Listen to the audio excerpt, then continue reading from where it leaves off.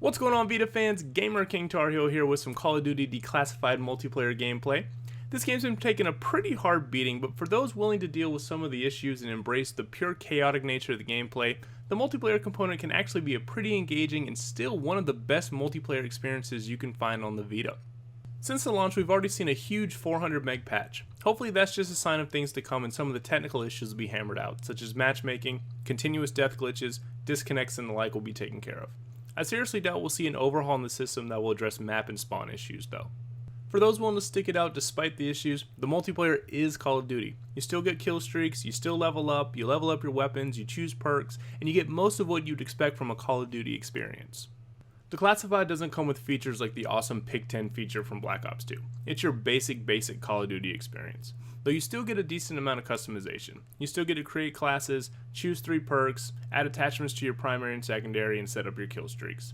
The game goes by kill streaks, by the way, not score streaks in case you were wondering. The customization in the game does work well. I agonized over which perks to pick, attachments, and kill streak choices, which is kind of the point of making you having to choose and have different classes. Declassified also features a light set of modes. With 8 players max going at it, you can play Team Deathmatch, Kill Confirmed, Drop Zone, and Free For All. I would have liked to see some different modes, but less mode means that when the game dies down and less people are playing, it's going to be easier to find some games. I generally prefer Free For All, but the maps are so small I can barely remember any time that I killed someone without 2 or 3 people converging on me instantly, which brings me to my next point. The biggest adjustment players are going to have to make is to the map sizes. There are not a lot of maps, only 6 total, and they're all relatively small.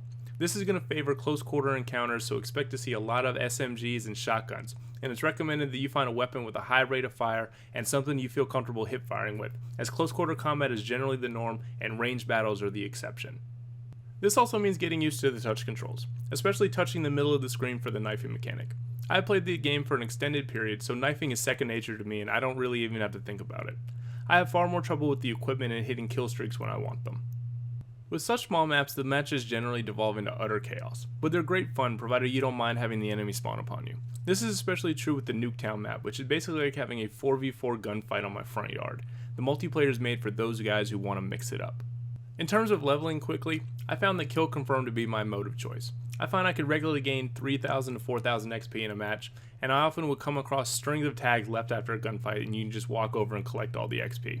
You also get a lot of XP for completing challenges like getting kills with certain perks active, so make sure while you're playing you're checking out which perks you have and where you are in those challenges and see if there's any that you can switch over and pick up rather easily.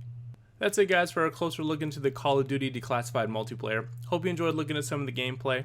It's a shame the game has such technical issues and some really hard to swallow gameplay issues, because the foundation for a really good multiplayer experience is here. It's quick, it's fast, it's chaotic, but with the developer moving on to a different platform, hopefully Declassified is just the first step towards a first-person shooter experience on the Vita that we all deserve.